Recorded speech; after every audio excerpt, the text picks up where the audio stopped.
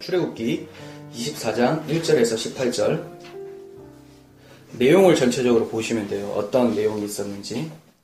1절 또 모세에게 이르시되 너는 아론과 나답과 아비후와 이스라엘 장로 70명과 함께 여호와께 올라와 멀리서 경배하고 너 모세만 여호와께 가까이 나오고 그들은 가까이 나오지 말며 백성은 너와 함께 올라오지 말지니라. 그러니까 경계가 쳐져 있는 거죠. 모세는 올라가지만 아론과 제사장들 70인 장로들은 올라가지 못하는 거예요.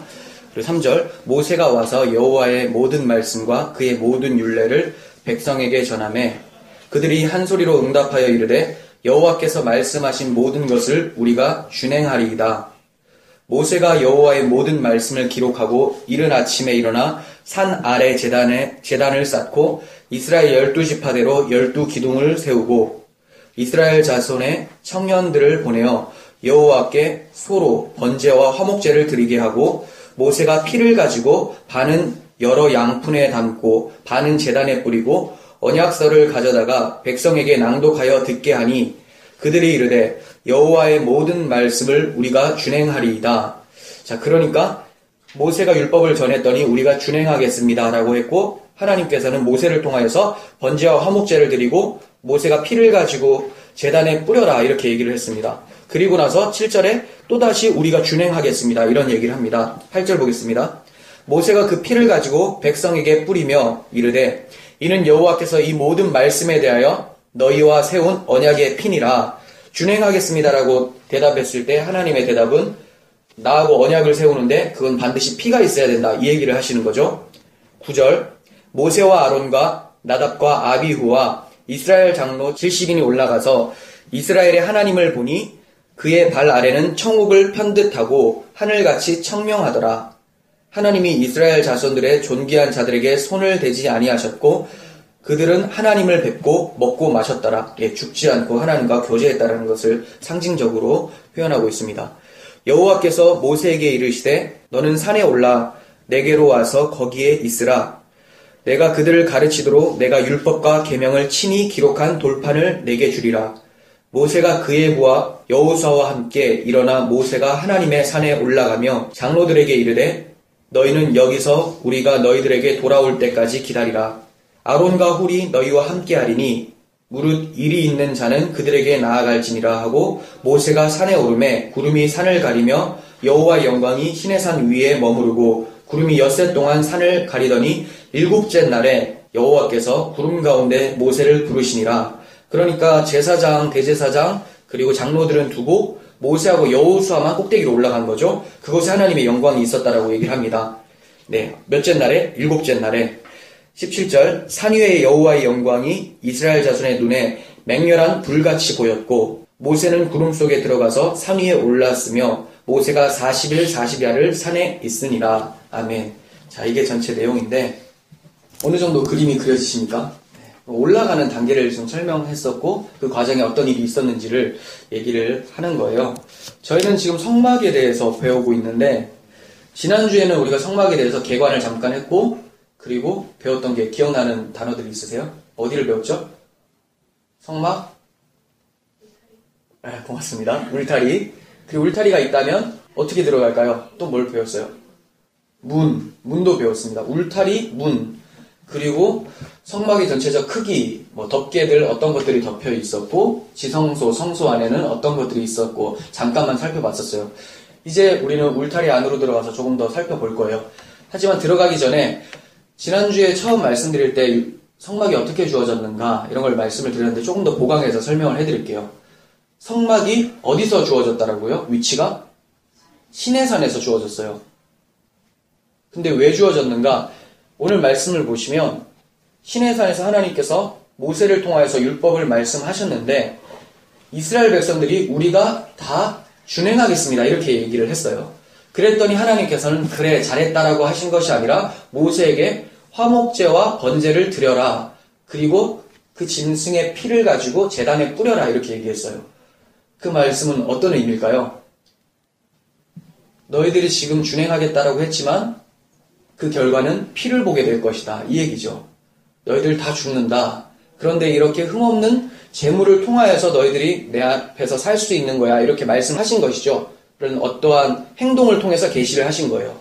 그랬더니 이들이 알아들어야 되는데 알아듣지 못하고 또다시 준행하겠습니다. 두 번째 준행하겠습니다가 나오는 거죠. 그랬더니 하나님께서 말씀하세요. 그 피를 백성에게 뿌려라. 처음에 제단에 뿌렸죠. 이제 백성들에게 뿌리래요. 그 말은 이 제물의 피가 이제 너의 피라는 것을 좀 이해를 해라. 해서 뿌려줘요. 그러면서 내가 너희와 언약을 세우는데 이 피는 그 언약을 상징하는 언약의 피다. 이렇게 말씀하십니다. 그 말은 너희들이 내 말을 준행하겠다라고 하는 그 율법주의적인 사고는 반드시 피를 부르게 된다. 어떠한 대속을 통해서만 이것이 가능해진다. 이렇게 말씀을 하고 계시는 거예요. 그리고 나서 성막 시경을 주시는 거죠. 그러니까 시내산과 성막은 굉장히 유사한 점이 있어요. 시내산 자체와 성막. 시내산 자체라고 하면 시내산에서 있었던 일들을 말하는 거겠죠.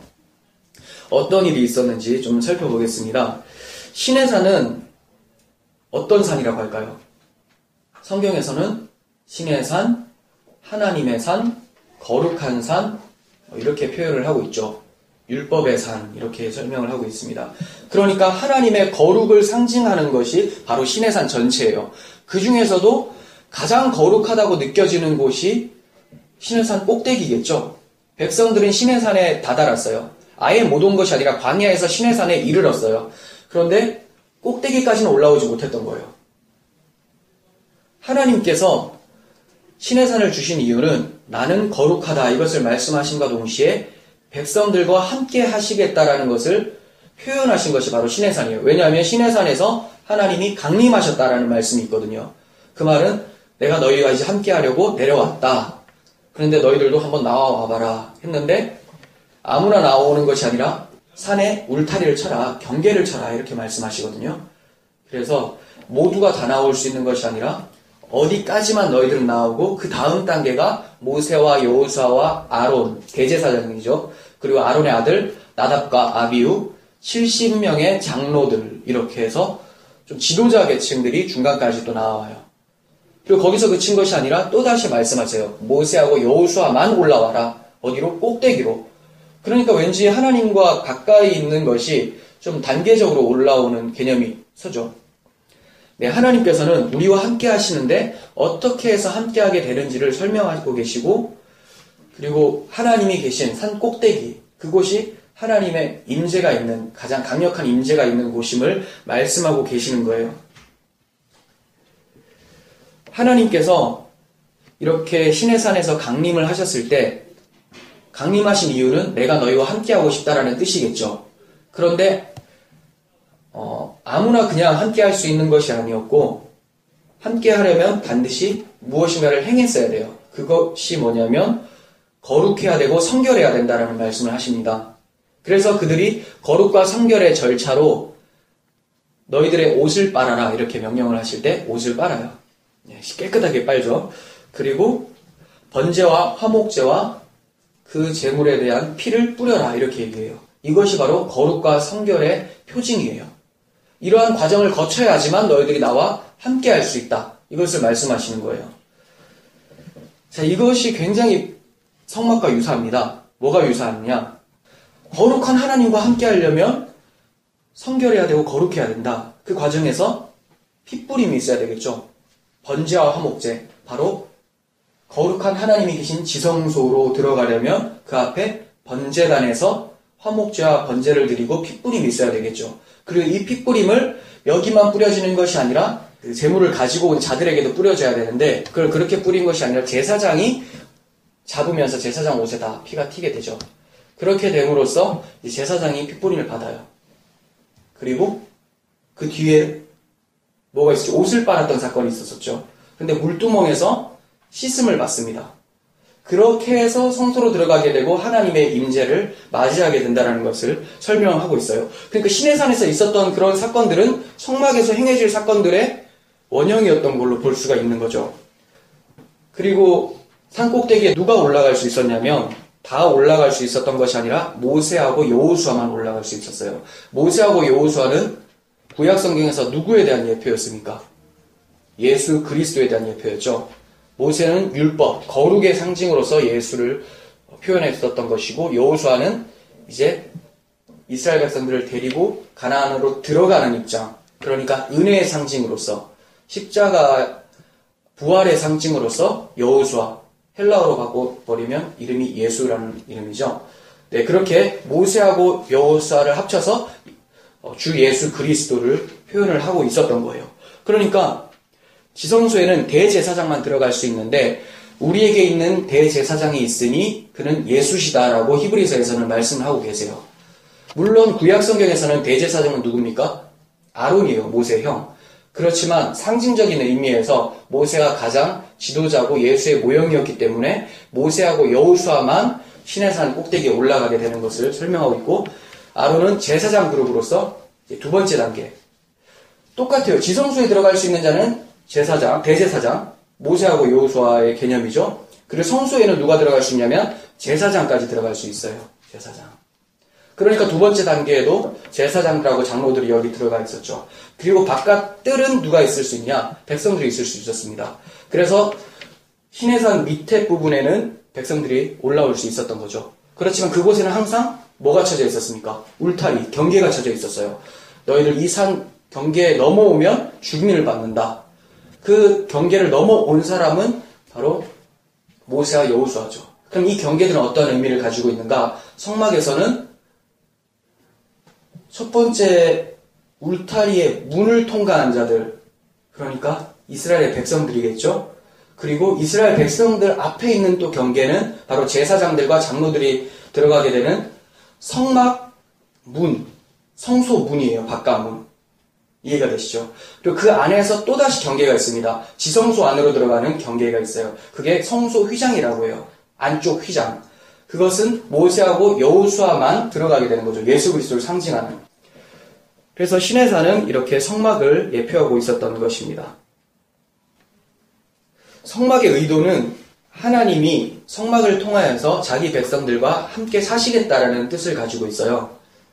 그런데 성막의 특별한 구역들, 즉 지성소나 성소, 뜰 이러한 것들은 하나님께서 자기 백성들과 단절하기 위함이 아니라 거룩하신 하나님과 합당하게 함께할 수 있는 것을 설명하기 위해서 단계가 있었던 거예요. 즉 그 단계는 바로 하나님께서 번제나 물두멍, 그러니까 피 흘림, 죄 씻음을 통해서만 거룩한 하나님과 함께할 수 있다는 것을 보여주고 계셨던 거죠. 하나님께서는 내가 성막에서 너희들과 함께하겠다. 그렇지만 이러한 합당한 절차를 통해서 나와 함께하게 될 거야를 통하여서 우리에게 그리스도의 피로만 하나님과 가까워질 수 있다는 것을 보여주고 계셨던 거예요. 그래서 성막은 결국 히브리서에서 예수 그리스도의 모형이었다라고 설명을 하고 있는데 9장 23절을 보겠습니다. 28절까지. 그러므로 하늘에 있는 것들의 모형은 이런 것들로서 정결하게 할 필요가 있었으나, 자, 여기까지 보시면 하늘에 있는 것들의 모형. 그러니까 원래는 원형은 하늘에 있는 건데 모형은 뭘까요? 지금 말하는 성막을 얘기하는 거예요. 이러한 성막은 이러한 것들로 제사 제도를 통해서 피 흘림을 통해서 제물의 피를 통해서 정결하게 할 필요가 있었으나 하늘에 있는 그것들은 진짜 원형이죠. 이런 것들보다 더 좋은 제물로 할지니라. 네, 하늘에 있는 하나님의 임재, 진짜 실체는 더 좋은 제물. 그게 뭘까요? 예, 24절. 그리스도께서 참것의 그림자인 손으로 만든 성소에 들어가지 아니하시고 눈에 보이는 그 성막에 들어가신 것이 아니라 바로 그 하늘에 들어가사 이제 우리를 위하여 하나님 앞에 나타나시고 대제사장이 해마다 다른 것의 피로서 성소에 들어가는 것 같이 자주 자기를 드리려고 아니하실지니 그리하면 그가 세상을 창조한 때부터 자주 고난을 받았어야 할 것이로되 이제 자기를 단번에 제물로 드려 죄 없이 하시려고 세상 끝에 나타나셨느니라. 구약성경에서 대제사장들이 해마다 제물을 가지고 들어갔었죠. 죄를 지을 때마다 그렇게 했었어요. 그렇지만 예수님은 그렇게 하실 필요가 없다고 합니다. 그렇다면 십자가가 여러 번 있었어야 된다, 이 얘기를 하고 계시는 거죠. 단번에 하늘로 들어가는 문을 여셨다라는 것을 말씀하고 계시는 거예요. 27절. 한 번 죽는 것은 사람에게 정해진 것이요 그 후에는 심판이 있으리니 이와 같이 그리스도도 많은 사람의 죄를 담당하시려고 단번에 들이신 바 되셨고 구원에 이르게 하기 위하여 죄와 상관없이 자기를 바라는 자들에게 두 번째 나타나시리라. 네, 이제 그리스도 안에 있는 자들, 그리스도를 통하여서 하늘 문을 열고 아버지를 만난 자들을 위해서 두 번째 재림하신다는 것도 말씀하고 계시는 거예요. 결국 성막은 하늘에 하나님의 임재를 설명하기 위해서 주어진 것이었죠. 그러니까 예수 그리스도 이후에 그 성막의 기능은 없어진 거예요. 예수가 성막이었다는 걸 아시면 돼요. 근데 그 성막은 무엇을 상징하고 있었습니까? 신의 산을 또 상징하고 있었죠. 그렇다면 그 신의 산도 결국 예수 그리스도를 통한 구원을 설명했던 것이죠. 그래서 율법이 시온에서 나오고 주의 말씀은 예루살렘에서. 찬양이 아니라 성경에 있어요. 찬양만 아시는 것 같은데 성경에 있습니다. 이사야서가 알고 있는데 율법이 시온에서 나오고 주의 말씀이 예루살렘에서. 이 말은 결국 진짜 산이신 예수 그리스도 안에 이러한 거룩함이 있다는 것을 설명을 하고 있는 거죠.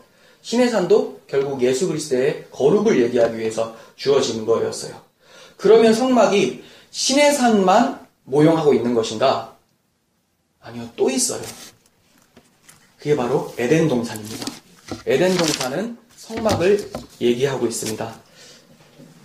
좀 더 살펴보면 첫 번째 유사점이 에덴 동산에는 에덴에서 강이 흘러들어와요. 네 줄기로 나눠지거든요. 동산으로 흘러들어와서 그곳 이름을 처음에 나오는 장소가 비손이라고 하는데 창세기 2장 12절 보세요. 그 땅의 금은 순금이요 그곳에는 베델리엄과 호마노도 있으며 이렇게 얘기하죠. 그 땅에서는 순금이 있었다. 네, 순금. 그런데 성막에서도 순금이 사용이 돼요. 출애굽기 25장 3절 너희가 그들에게 받을 예물은 이러하니 금과 은과 놋과 이러한 것들을 통해서 성막을 짓습니다. 그리고 성소는 다 금덩어리로 붙여져 있죠. 네, 금으로 입혀져 있어요. 이런 금들이 유사점을 갖고 또 두 번째 보석들이 있었죠. 아까 창세기 2장 12절에 베델리엄과 호마노 이게 굉장히 값진 보석을 얘기하는 거예요. 그런데 그러면 성막에서는 어디에 보석이 있었을까요? 언약궤 안에 있었을까요? 금괴처럼? 그렇지 않죠. 보석이 사람의 가슴팍에 있었어요. 바로 제사장 옷에 있었어요. 12보석, 그리고 그 보석에 다 12개의 이름이 적혀 있는데 이스라엘 각 지파의 이름이 적혀 있죠. 예수 그리스도가 제사장의 실체지만 그 실체가 바로 12지파, 교회를 가슴에 다 담고 있는 상태를 설명하는 거죠. 너희는 나의 보석과 같다. 이것을 설명하고 있는 것이 제사장의 역할이에요. 제사장에 대해서는 다음 주나 다다음 주쯤에 또 말씀을 드리겠습니다. 이렇게 에덴 동산에서는 순금과 보석이 있었었는데 성막에서도 순금과 보석이 등장을 해요. 또 하나 조각목이 있습니다. 성소에서 성막에서 지어지는 모든 것들은 조각목에다가 무엇을 입혀요. 조각목. 조각목은 뭐냐? 잘 알려지진 않았어요. 아카시아 나무라고도 흔히 설명을 하는데 70인역이라고 구약 성경이 히브리어로 되어 있거든요. 근데 이것을 헬라어, 그리스 말로 바꾸어서 기록한 성경이 있어요. 거기에서는 이 조각목을 썩지 않는 나무라고 표현을 하고 있어요. 썩지 않는 나무. 에덴 동산에도 썩지 않는 나무를 상징하는 그런 나무가 있었죠. 생명나무라고. 네, 이렇게 유추를 할 수가 있습니다. 이 부분은 신학자 세이레머라는 교수가 설명을 하고 있는데 굉장히 유사점은 같지만 조금 과도한 것 같기도 하고 그렇지만 아무튼 이러한 연구가 있었던 거예요. 그리고 하나님께서 에덴 동산을 창설하시고 7째 날에 어떻게 해요? 안식하셨다. 그런데 신기하게도 성막을 다 지으라고 말씀을 하시고 나서 그 마지막 부분에 안식일을 거룩하게 지켜라. 안식일 준수에 대해서 설명을 하고 있어요. 마지막 부분에. 놀라운 건데. 신기하잖아요. 에덴 동산 다 만들고 나서 쉬셨더라 해놓고 하나님께서 성막을 이렇게 만들어라. 마지막에 안식일을 이렇게 지켜야 된다. 갑자기 뜬금없이 또 튀어나오는 거거든요. 이것은 뭔가 설명을 하는 거예요. 지금 기억나냐? 에덴 동산의 그 마지막에 하나님이 쉬셨던 것처럼 성막 이후에 쉼이 주어진다는 것을 기억해라. 이거죠. 네, 조금 표정이 밝아진 것 같아요. 네. 네, 제가 느꼈던 기쁨을 여러분들과 함께 느끼기 위해서 어떻게든. 자, 그리고 더 놀라운 거. 에덴 동산을 다 만드시고 나서 하나님께서 어떠셨다고 합니까? 보시기에 좋았더라. 토부, 만족스럽다, 좋았다. 나를 그대로 반영한 것이다. 이렇게 말씀하셨어요.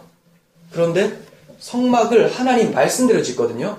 하나님께서 보여준 식양대로 지어라라고 하고 그것이 다 지어지자 모세가 그것을 보고 나서 하나님께서 명하신 대로 지어진 것을 보고 모세가 이스라엘 백성들을 축복했다 이렇게 얘기를 합니다. 결국 하나님 마음에 쏙 들었다라는 것을 모세의 축복을 통해서 알 수가 있는 거죠. 또 신기한 거는 에덴 동산 이후 다 창설도 끝나고 보시기에 좋았는데 어떤 모습이 있었습니까? 타락 사건이 있었죠. 하나님께서 아담에게 절대로 선악을 알게 하는 나무는 먹지 마라. 선악을 알게 하는 나무는 먹지 마라 했는데 그가 그 나무의 열매를 먹게 되죠. 그래서 불순종의 결과로 타락을 하게 됩니다. 그런데 이들이 하나님의 말씀을 들었을 때 우리가 다 준행하겠습니다 이런 얘기를 합니다. 그리고 나서 모세가 율법 받으러 올라갔을 때 금송아지를 만든 사건이 있었어요. 또 타락이 주어지죠. 근데 여기서 끝난 것이 아니라 에덴 동산에서는 아담과 하와의 타락 이후에 하나님께서 흠없는 제물의 가죽, 희생을 통하여서 그들을 덮어주세요. 그래서 그들이 하나님과 끊임없이 교통하게 된다는 것을 설명하고 에덴 동산 바깥으로 이제 나가게 됩니다. 그것은 이제 너희들이 나와 함께하게 되는데 어떻게 함께하게 되는지를 역사 속에서 보여주겠다라는 것의 설명인 거죠. 그런데 이렇게 타락한 이스라엘 백성들, 금송아지를 만들었던 이스라엘 백성들에게도 하나님의 은혜는 주어져요. 그게 바로 핏부림이라는 것이 있었었고 또 하나는 모세의 중보기도가 있었던 거예요. 모세는 예수 그리스도의 모형이었죠. 모세가 무슨 말을 합니까? 하나님의 책에서 나를 지워질지라도, 나의 이름이 지워질지라도 그들을 용서해달라고 이렇게 얘기합니다. 하나님께서 나는 이제 그들과 함께 하지 않겠다. 네 백성은 네가 챙겨가라. 이렇게 얘기를 하시거든요. 원래 하나님이 내 백성이라고 했는데 모세에게 모세 너의 백성이라고 말씀하세요. 그랬더니 모세가 하나님이 함께 하시면 우리 못 갑니다. 이런 얘기를 합니다. 그래서 끊임없이 기도를 한 결과 하나님이 그들과 함께 하게 되죠. 네, 이러한 은혜가 바로 희생, 모세의 희생을 통해서 있었다는 것을 설명하고 있었어요. 그러니까 에덴 동산의 그 이야기와 성막을 주시고 나서 펼쳐지는 그 이야기들이 동일하게 같게 진행이 되고 있던 것이었죠. 결국 시내산도 성막을 통하여서 십자가의 대속, 예수 그리스도를 통한 구원을 설명한 것이었고 에덴 동산도 어떻게 하면 하나님 백성들이 구원을 얻어 하나님과 함께 될 것을 성막을 통해서 그리고 예수 그리스도의 구원을 어떻게 설명하는지를 다 보여주고 있었던 것이죠. 에덴 동산, 시내산, 성막 이것이 바로 예수를 통한 구원에 대한 설명이었던 것을 우리는 보게 됩니다. 자, 이제 울타리를 넘어가면 안 되죠. 울타리 사이에 그 문을 통과해서 처음 맞닥뜨려지게 되는 기물을 살펴보겠습니다. 그 기물 이름은 번제단이라고 해요. 제단은 두 가지가 있어요. 성막 뜰에 있는 제단, 번제단이 있고 성소 안에 있는 분향단이라고 있어요. 차이점은 번제단에서는 피 흘림이 있는데 분향단에서는 피 흘림이 없고 향기만 이렇게 나요. 향품만 써서 그런 차이가 있죠. 그렇지만 똑같이 제단이에요. 그럼 번제단을 살펴볼 텐데 번제단의 크기는 어떠한가? 가로 세로가 2.3m예요. 꽤 크죠. 높이가 1.3m. 왜 다 똑같이 하지 않았는가? 굉장히 실질적으로 신학자들이 설명을 해놨는데 2.3m면 진행이 안 되겠죠? 뭐 사다리 타고 올라가서 해야 되겠죠? 그러니까 1.3m 딱 그런 것 같죠. 아무리 봐도 너무 표면적이긴 한데 너무 맞는 것 같아요. 딱 배 정도 오는 위치에서 이렇게 직무를 할 수 있도록 해놓은 것 같습니다. 맞는 것 같으면서도 좀 찝찝해요. 그리고 재료는 조각목으로 지어져요. 이게 나무로 저도 좀 이상해요. 나무로 지었다면 이거 불에 타잖아요. 근데 나무로만 짓는 것이 아니라 거기에다가 못으로 이렇게 둘러요. 입혀요. 그리고 이 번제단의 위치가 어디냐? 문을 통과하고 나서 문 바로 앞에 있어요. 가장 먼저 보이는 것이 번제단인 거죠. 이 말은 하나님 앞에 나아가기 위해서는 이 번제단을 반드시 통과해야 된다는 것을 말씀하고 있는 거예요. 십자가의 대속을 통해서, 즉 피 흘림이라는 심판의 상징을 통해서 하나님을 만날 수 있다는 것을 가장 첫 번째 번제단을 통해서 말씀하고 계세요.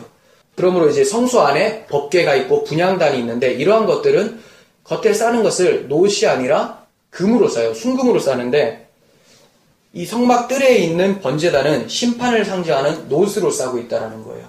왜 그렇습니까? 피 흘림이 있어야 되기 때문에, 죄사함이 있어야 되기 때문에 그래요. 광야에서 이스라엘 백성들이 하나님 앞에 또 범죄를 하고 불평을 합니다. 그래서 이들이 다 죽게 되는 심판이 주어지는데, 어떤 심판이냐? 불뱀들이 광야에 나와서 다 물어버려요. 그러니까 독성이 엄청 강하니까 이들이 다 죽어가고 있었는데, 모세에게 하나님께서 말씀하세요. 노스로 뱀을 만들어서 장대 위에 달아라. 이것을 본 자들은 다 산다.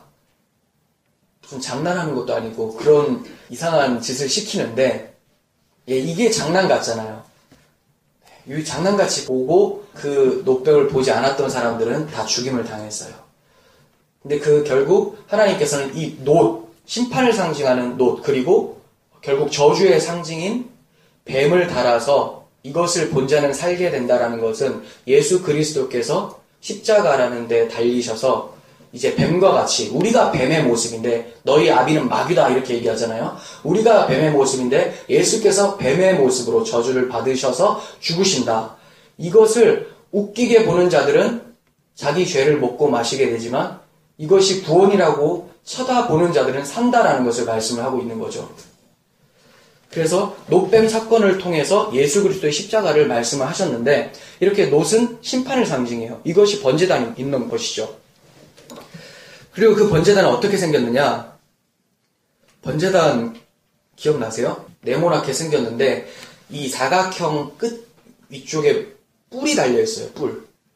이쪽 가면 뿔이 달려있습니다. 4개가 달려있죠. 출애굽기 27장 2절. 그 네 모퉁이 위에 뿔을 만들되 그 뿔이 그것에 이어지게 하고 그 제단을 놋으로 싸고, 뿔을 다는데 이 뿔은 무슨 의미가 있을까요? 구원의 뿔, 이런 거 들어보셨나요? 뿔은 권세, 능력을 상징합니다. 그러니까 제단 뿔은 제단에서 나오는 권세, 능력이에요. 제단은 대속이었죠. 속죄, 피 흘림을 통해서 구원을 하는 것이었어요. 구원의 능력이 뿔을 통하여서 나타나고 있는 거예요. 로마서 1장 16절에서 내가 복음을 부끄러워하지 아니하노니 이 복음은 모든 믿는 자에게 구원을 주시는 하나님의 능력이라. 이렇게 사도 바울은 얘기했습니다. 이 하나님의 능력이 제단 뿔에 나타났다는 겁니다. 시편 18편 2절 다윗이 고백을 합니다. 여호와는 나의 반석이시요 나의 요새시요 나를 건지시는 이시요 나의 하나님이시요 내가 그 안에 피할 나의 바위시요 나의 방패시요 나의 구원의 뿔이시요 나의 산성이시로다. 아멘. 이 구원의 뿔을 신약 성경에서는 누가복음 1장 69절 우리를 위하여 구원의 뿔을 그 종 다윗의 집에 일으키셨으니, 결국 예수 그리스도, 다윗의 자손으로 오신 예수 그리스도의 태어나심을 얘기할 때 구원의 뿔이 등장했다. 이렇게 설명하고 있는 거예요. 그러니까 제단 뿔은 예수 그리스도를 통한 하나님의 구원의 능력을 상징하는 것으로 볼 수가 있습니다. 죄를 범한 자라도 이 제단 뿔을 잡았을 때는 아무도 그를 죽일 수가 없었어요. 그것이 구약 성경에 나타납니다. 구원의 뿔, 제단 뿔을 잡으면 죄인이라도 죽일 수가 없었습니다. 뿔을 잡았다는 것은 자기가 죄인임을 인식한 거죠. 죽임을 당하게 된다는 걸 인식한 자. 이 자들에게는 하나님께서는 보호하신다는 거예요. 도피성이라는 게 있었어요. 죄를 부지중에 지었을 때, 그 무슨 말이에요? 알지 못하고 지었을 때, 내가 알지 못하고 지었구나 하고 도피성으로 달려간 자. 가다가 잡혀 죽으면 큰일 나요. 그러니까 먼저 열심히 죄 지은 거 알게 되면 빨리 뛰어가라는 거죠. 가서 도피성 안에 있으면 절대로 못 죽이는 거예요. 하나님께서 은혜의 방편을 마련해 두셨어요. 어떤 자? 부지중에. 그러면 이건 무슨 말인가? 알고 지은 죄들은 안 된다라는 말인가? 아니요, 알고 지은 죄도 돼요. 근데 왜 이렇게 설명하는가? 이게 중요해요. 자기가 의도적으로 사람을 화가 나서 찔러 죽였어요. 근데 도피성은 부지 중에 죽인 자만 간다라고 했죠. 그러니까 나는 알고 죽였으니까 안 가라고 할 사람이 있을까요? 죽기 싫으면 가야죠. 가는 거예요. 달려가는 거예요. 그 말은 하나님께서 네가 죄인임을 인정하는 자들은 부지 중에 지었다라고 내가 그렇게 받아줄게. 이렇게 말씀하시는 거죠. 우리가 그리스도 앞에 나아가는 것이 하나님 앞에 죄인임을 다 알고 알게 모르게 지은 죄라고 하잖아요. 다 죄 지었어요. 알게 지은 죄도 많아요. 지금도 그렇고. 그렇지만 내가 죄인임을 알고 도피성이라는 그리스도가 필요하다라고 느끼는 자들에게는 하나님이 부지 중에 지은 걸로 받아들이겠다. 이렇게 말씀하시는 거예요. 그런데 그럼에도 불구하고 내 죄는 내가 해결하겠다. 도피성 필요 없어. 나는 부지 중에 지은 죄가 아니기 때문에. 이렇게 있는 자들은 자기 죄를 자기가 처리하겠죠. 어떻게? 자기 죽음을 통해서 맞아 죽습니다. 그래서 그리스도께로 도피성으로 끊임없이 네가 죄인임을 깨달았다면 바로 달려가라. 바로 안 달려가면 언제 찾아올지 모르는 거예요. 우리가 뭐 내가 30살이니까 한 40년, 50년 더 살겠네? 아니요. 죽음은 언제 이를지가 몰라요. 뒤에서 자기 원한이 있는 자들이 돌을 들고 언제 뛰어올지 모른다는 거죠.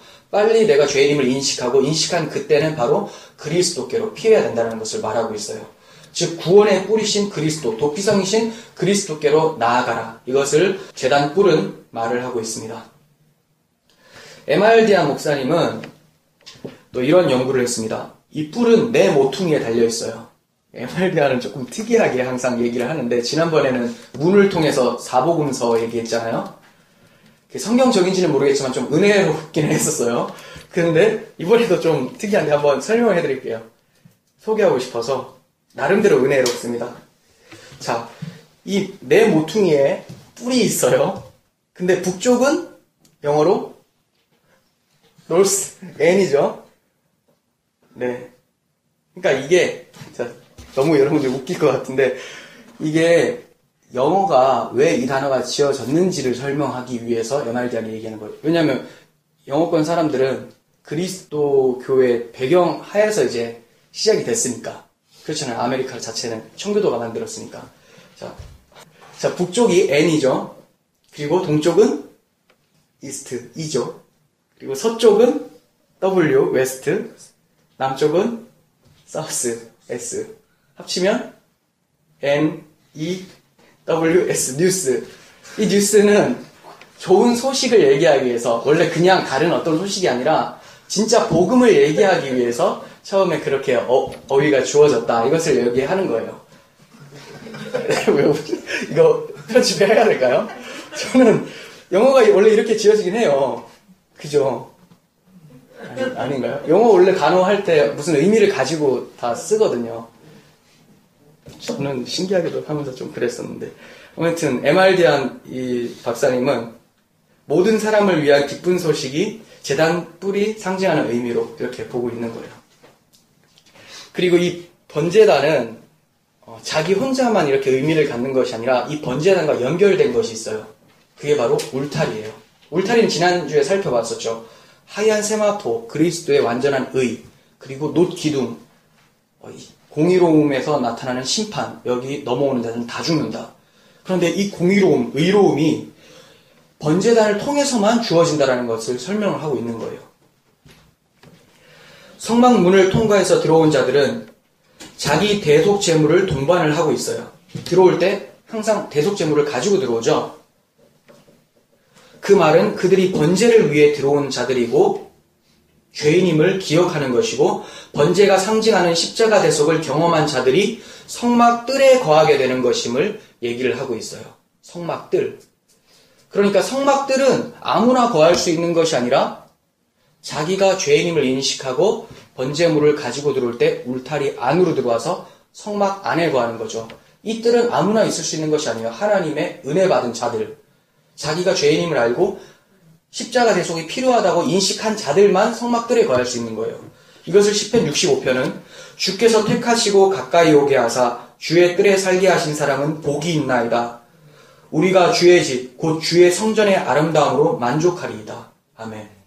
아무나 주의 뜰에 있는 것이 아니라 주께서 택하시고 가까이 오게 하사 주의 뜰에 살게 하신 사람은 복된 자다. 이렇게 말씀하고 있어요. 그리고 이 자들은 성막의 아름다움을 찬양하게 된다는 것이죠. 지난주에 말씀드렸죠. 성막 바깥에서는 성막의 아름다움을 볼 수가 없습니다. 그냥 해달 가죽에 모래에 덮인 그런 초라함과 그리스도의 인성적인 부분만을 하얀 울타리와 같이 그러한 부분만을 보고 대단하다, 불쌍하다 이 정도만 알 수 있겠지만 성막 뜰에 거한 자들 그리고 성소 안으로 들어간 자들은 그리스도의 아름다움 십자가의 대속을 경험해서 찬양하게 된다는 것을 말씀하고 있는 거죠. 뜰 안에 있는 자와 울타리 바깥에 있는 자들은 철저하게 구별되어 있어요. 뜰 안에 있는 자들을 성경은 성도라고 말을 합니다. 성도와 불신자의 차이점은 다른 어떤 것들에 있는 것이 아니에요. 다 똑같아요. 밥 먹는 것도 3번 먹는 것도 똑같고 죄 짓는 것도 똑같고 공부 잘하고 못하고 이런 거는 꼭 기독교인이어야지 더 잘하고 이런 것도 아니죠. 뭐 똑같아요. 외형도 뭐 잘생긴 사람 못생긴 사람 다 천차만별이에요. 똑같은데 뭐가 다르냐? 뜰 안에 있는 자와 뜰 바깥에 있는 자 뭐가 다를까요? 번제단이 있는가 없는가가 차이점이 있는 거예요. 바로 십자가의 대속이 나의 대속이 된 자냐 아니면 십자가가 울타리 너머에 있는 자냐 이것의 차이점인 거죠. 이러한 성도들에게 세마포 울타리가 상징하는 그리스도의 의가 덮여지게 되는 겁니다. 뜰 안에 있는 자들은 자신들의 옷이 바로 울타리가 되는 거예요. 그리스도의 의로움이 자기 옷이 되는 거예요. 하얀 세마포 옷을 입은 거룩한 자들이 바로 성도라는 거예요. 계시록 19장 8절에서는 어린 양의 혼인잔치를 설명을 하면서 이런 말씀을 합니다. 그에게라고 하면 성도들이에요. 그에게 빛나고 깨끗한 세마포 옷을 입도록 허락하셨으니 이 세마포 옷은 성도들의 옳은 행실이다. 이걸 또 율법주의자들이 우리의 옳은 행실을 통해서 깨끗한 세마포가 주어집니다. 이렇게 얘기를 해요. 정말 어떻게 같은 본문을 봐도 해석을 그렇게 하죠. 이게 무슨 말입니까? 우리가 빛나고 깨끗한 세마포 옷을 입었는데 이건 우리의 행실이래요. 옳은 행실. 하나님이 그리스도의 의로움을 우리의 행실로 봐주시겠다라는 거예요. 네가 입고 있는 옷이 그리스도의 옷, 내 아들의 옷이기에 너를 내 아들로 내가 받아주겠다. 이게 바로 너의 행실이야. 칭의죠. 이 칭의를 통해서 구원을 받는다는 것을 말씀하고 있어요. 계시록 19장 13절에서 왜 이러한 칭의가 우리에게 주어지는지를 설명하고 있는데 13절 또 그가 예수 그리스도예요. 피 뿌린 옷을 입었는데 그 이름은 하나님의 말씀이라 칭하더라. 하늘에 있는 군대들이 희고 깨끗한 세마포 옷을 입고 백마를 타고 그를 따르더라. 예수가 앞장서시고 교회가 뒤를 따라가고 있죠. 그런데 그 앞에 있는 예수의 옷의 색깔이 이상해요. 그의 입에서 예리한 검이 나오니 그것으로 만국을 치겠고 친히 그들을 철장으로 다스리시며 친히 하나님 곧 전능하신 이의 맹렬한 진노의 포도주 틀을 밟겠고 이렇게 얘기합니다. 자, 그가 피 뿌린 세마포 옷을 입고 앞장서고 계시고 뒤에 성도들은 하얀 세마포 옷을 입고 있다는 거예요. 피 뿌린 옷. 먼저 심판을 경험했다는 겁니다. 예수께서 피 뿌린 옷, 십자가를 경험하고 그 뒤에 성도들은 그리스도의 의로움을 받은 자로서 따라가고 있는 것을 얘기하죠. 그런데 이것을 받지 않은 자들은 어떻게 됩니까? 예수의 세마포 옷을 입지 않은 자들은 맹렬한 진노의 포도주 틀을 그 예수가 시행하시겠다라는 거예요. 심판하시겠다. 포도주 틀을 밟는다. 포도주가 우리가 생각하는 보라색이 아니라 이스라엘은 빨개요. 그거를 밟아요. 밟으면 어떻게 될까요? 온 몸에 옷에 포도주 빨간색이 다 튀겠죠. 피범벅이 된다. 근데 예수가 먼저 이 옷을 입고 있어요. 하나님의 진노를 예수께서 먼저 받으셨고 이 예수께서 받으신 포도주 틀을 밟는 진노, 십자가 대속을 믿는 자들은 세마포 옷을 입고 있는데 그것을 믿지 않는 자들은 예수께서 다시 오실 때 그 십자가를 각자의 십자가로 담당하게 된다는 것을 얘기하는 거죠. 하나님의 형벌이 예수 바깥에 있는 자들에게 주어진다는 것을 말씀하고 있습니다. 우리가 세마포 옷, 그리스도의 의를 가진 자가 된 것은 오직 번제단을 통해서며 제단 뿔의 구원의 능력이 우리에게 임했기 때문이라는 것을 성경은 말하고 있어요. 두 번째 번제단을 지나서 성막 뜰에 거한 자들은 또다시 거쳐야 될 것이 있습니다. 그것이 바로 물두멍이에요. 문을 통과해서 들어오면 성막들이 있는데 성막들은 번제를 드리기 위한 자들이 거하는 곳이고 이 번제를 통과한 자들, 십자가의 대속을 통과한 자들은 물두멍을 만나게 된다는 것을 얘기하고 있죠. 이 물두멍은 크기가 제한이 없어요. 마음대로 만든 것 같아요. 근데 솔로몬 성전에서 이 성막이 나중에 발전해서 성전이 되잖아요. 그때는 솔로몬이 임의로 크기를 만들어요. 4.5m, 높이가 2.25m, 둘레가 13.5m, 엄청 크죠. 그래서 놋대야라고도 하고 놋바다라고도 했었어요. 바다 크다고. 예, 놋바다. 거기에 물이 담겨 있어요. 근데 물론 성막에서는 그 정도 크지는 않았었던 것 같아요. 어느 정도 시행할 수 있을 정도로, 집행할 수 있을 정도의 크기를 만들었었던 것 같습니다. 그리고 이 물두멍도 놋으로 되어 있습니다. 성막 뜰에 있는 것들은 다 놋으로 되어 있다고 보시면 돼요. 기물 2개가. 이거는 놋 덩어리죠. 조각목에다가 놋을 입힌 것이 아니라 그냥 놋 덩어리로 되어 있는 거예요. 어떤 의미를 가지고 있을까요? 그 놋 안에는 물이 차져 있어요. 바로 놋은 심판을 상징하고 십자가의 심판을 얘기하고 그 물은 그 안에 담긴 그리스도의 보혈을 의미하는 거예요.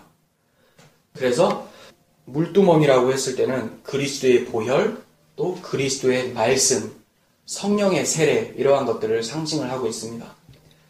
즉 우리가 죽고 다시 태어난 새 사람이 되어야 된다는 것을 물두멍으로 씻음을 받음으로써 성결하게 거룩하게 된다는 것을 설명하고 있는 거예요. 번제단이라는 십자가도 물두멍이라는 세례를 통해서 적용되지 못하면 우상숭배와 같은 제사제도밖에 안 돼요. 하나님께서 내가 이렇게 제사를 드려라 이렇게 말씀을 하신 이유는 이방 사람들이 드리는 그런 제사하고 동일한 제사, 짐승 죽여서 드리는 제사 이거랑 똑같은 거 말하는 게 아니야. 외형적으로는 똑같아요. 그런데 이것의 의미를 알지 못하면 성령을 통하여서 예수를 보세요. 성령을 통하여서 십자가 예수가 나를 위해서 죽으신 대속 사건을 얘기하는 것임을 알지 못하고 그냥 죽은 사람을 섬기는 것은 제사, 그냥 우상숭배랑 똑같다라는 거예요. 근데 성령을 통해서 이 번제단의 의미를 알게 되고 예수의 십자가를 알게 된다는 거죠. 물두멍의 씻김을 통해서. 바로 성령의 적용케 하심을 말씀하고 있어요. 거듭나게 하심을 통해서 그 흘리신 보혈이 우리에게 뿌려지는 것이죠. 그분의 피가 나의 피가 되는 것은 물두멍이라는 세례를 통해서 가능하다는 것을 말씀을 하고 있어요. 제단에서 어린 양이 힘없이 피를 흘렸습니다. 그게 뭐 이렇게 그게 뭐 이 피가 나의 피가 되려면 나에게 뿌려져야 된다는 것이죠. 예수께서 십자가에서 죽으셨어요. 사람들은 얘기해요. 그게 뭐. 근데 우리는 얘기를 하죠. 나를 위해서 죽으셨다. 그 피가 내 피가 된 거죠. 그게 바로 성령 세례를 통해서 거듭난 자들이 말씀을 통하여서 그리스도의 보혈을 핏부림을 받는다는 것을 말씀하고 있어요. 좀 더 신기하고 재밌는 것은 이 놋으로 만든 물두멍의 재료, 놋의 출처가 특이합니다. 그것은 바로 출애굽기 38장 8절. 그가 놋으로 물두멍을 만들고 그 받침도 놋으로 하였으니 곧 회막문에서 수종드는 여인들의 거울로 만들었더라. 아멘. 거울로, 여인들의 거울로 만들었다. 어떤 의미가 있을까요? 왜 물두멍을 놋 거울로 만들었을까? 청동 거울이죠. 예전에는 청동을 거울로 삼았으니까. 여인들에게는 굉장히 소중한 것이죠. 그런데 이것을 물두멍 만드는데, 제단 만드는, 성막 기물을 만드는데 썼어요. 그것은 자기의 마음을 다 드린 것인데, 이제 여기서 그치면 이것을 또 이렇게 성막 짓는데 여러분의 예물을 가지고 나와서 이런 얘기를 하는데, 이게 그게 아니에요. 마음을 드리는 건데, 이것을 통해서 설명하는 것이 있습니다. 거울을 통해서 자신의 죄를 깨닫고 물두멍에서 씻어야 할 것을 상징하고 있는 거예요. 그래서 거울을 들였다 이렇게 설명하고 있는 거죠. 성령께서 하시는 역할이 그거예요. 성령이 오시면 죄에 대해서, 의에 대해서, 심판에 대해서 세상을 책망하시겠다. 이 말은 가르치겠다 이 말이거든요. 가르치겠다. 알지 못했던 것, 죄가 뭔지, 의가 뭔지, 심판이 뭔지를 몰랐었는데 성령께서 조명해 주신다는 거예요. 그리고 그분이 오시면 내가 너희에게 말한 것들을 생각나게 하겠다라고 하시거든요. 하나님의 말씀, 구원이 무엇인지 어떠한 의미인지를 적용케 하시겠다는 거예요. 히브리서 10장 22절 우리가 마음의 뿌림을 받아 악한 양심으로부터 벗어나고 몸은 맑은 물로 씻음을 받았으니 참 마음과 온전한 믿음으로 하나님께 나아가자. 이것을 만들 수 있는 것은 바로 물두멍에서 씻어짐. 그런데 바로 거울이라는 자기를 볼 수 있는 눈을 통해서 물두멍에 씻을 수 있는 그런 은혜가 주어진다는 것을 설명을 하고 있습니다. 그래서 마음의 뿌림을 받고 악한 양심으로부터 벗어나게 돼서 몸은 맑은 물로 씻음을 받았으니 참 마음과 온전한 믿음, 거짓 믿음이 아니죠. 진짜 마음, 하나님께 주시는 성령께서 오셔서 하나님의 마음으로 하나님께 나아갈 수 있도록 만들어내신다는 것을 설명하고 있죠. 그리고 말씀드렸다시피 거울은 여인들에게 굉장히 소중한 것이었지만 이 여인들은 자기를 치장하는 데 신경 쓴 것이 아니라 하나님의 구원을 설명하는 데, 하나님의 역사를 하나님의 섭리에 동참되어지는 데 자기의 모든 것들을 바친 것으로 볼 수가 있어요. 그래서 베드로 사도는 이렇게 얘기합니다. 베드로전서 3장 3절 너희의 단장은 머리를 꾸미고 금을 차고 아름다운 옷을 입는 외모로 하지 말고 오직 마음에 숨은 사람을 온유하고 안정한 심령에 썩지 아니할 것으로 하라. 이는 하나님 앞에 값진 것이니라. 아멘.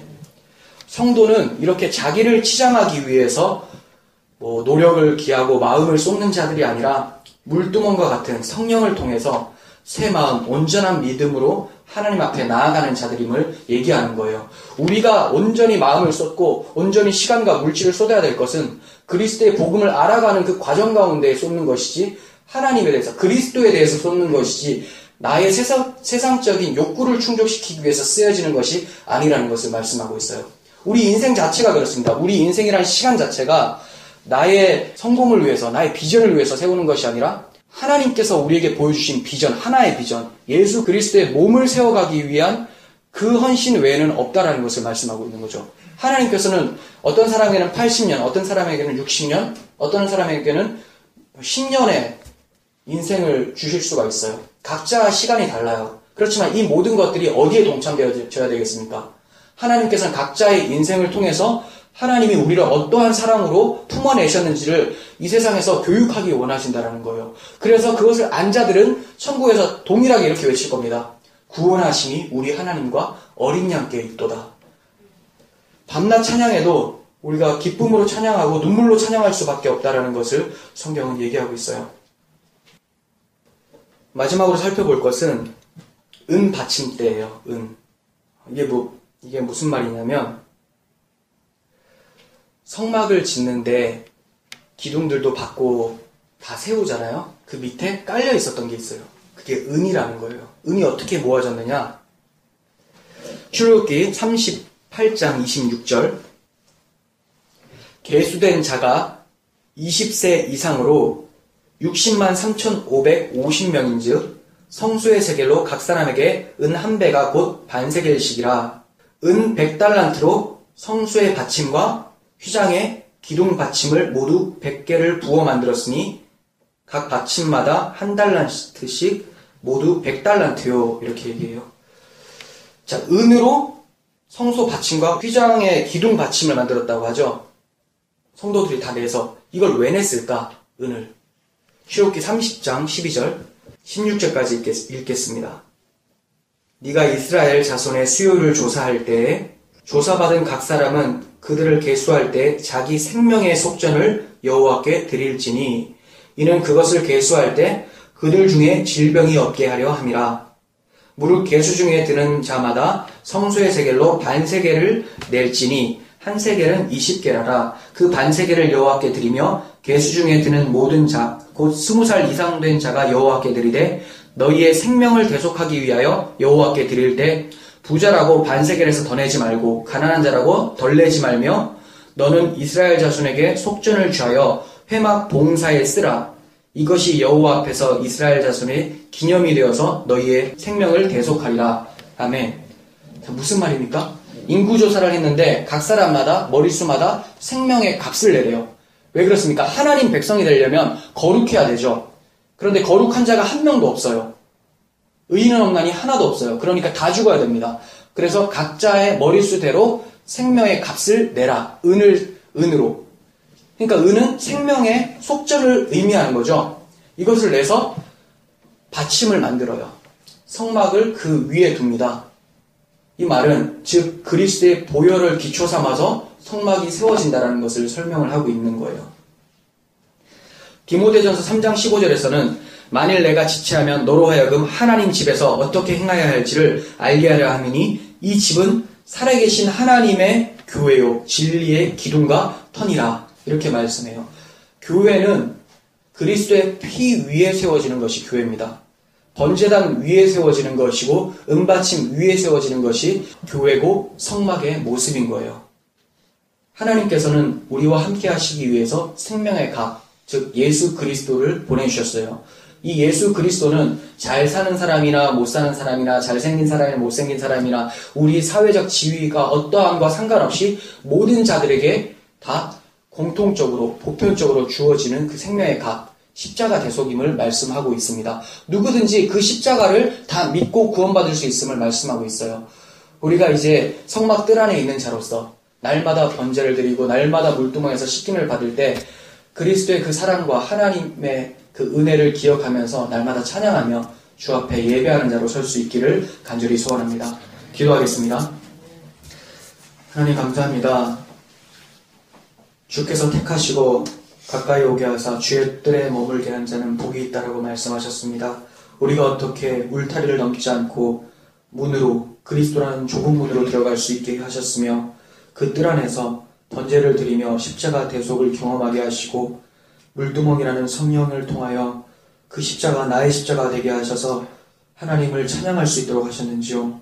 하나님, 우리가 이렇게 성막 뜰 안에 있는 것, 그리스도 안에 있는 것은 은받침이라는 그리스도의 보혈을 인함이니 우리의 모든 기초가 예수 십자가로부터 나온다는 것을 기억하고 그분만을 찬양할 수 있도록 은혜를 베풀어 주시옵소서. 우리의 모든 평생의 시간과 헌신들이 오직 성막을 지어져가는 예수 그리스도의 몸된 교회를 세워가는 모습에 동참되어지기를 간절히 소원합니다. 이 모든 말씀 우리 주 예수 그리스도의 이름으로 기도드립니다. 아멘.